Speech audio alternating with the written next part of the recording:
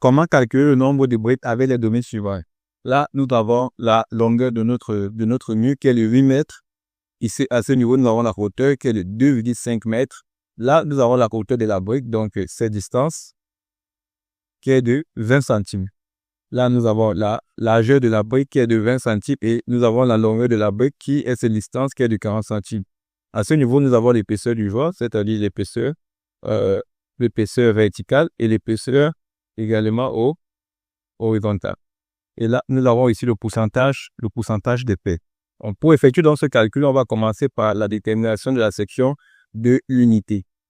La détermination de la section de l'unité est tout simplement y compris les épaisseurs du joint.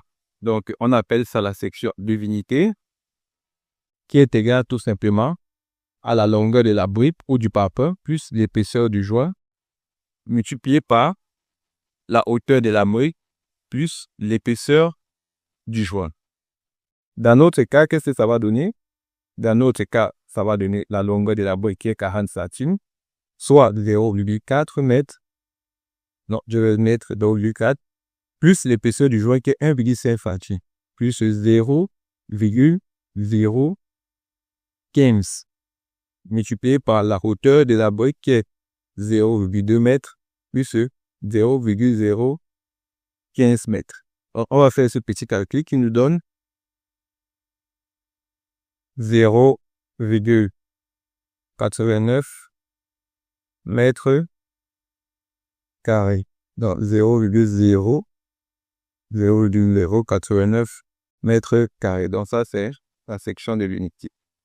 Ensuite, nous allons déterminer le nombre de briques par mètre carré. Donc en deux, nous allons déterminer le nombre de briques par mètre carré. Le nombre de briques par mètre carré est égal tout simplement à 1 sur la section de l'unité. Dans notre cas, ça va faire tout simplement 1 sur la section qu'on vient de trouver, 0,089, qui va nous donner, d'après mon calcul, 11,2 briques ou encore parpaing par mètre carré. Ensuite, nous allons déterminer le nombre de briques théoriques.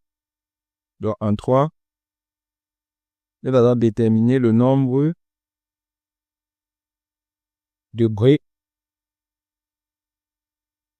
théoriques.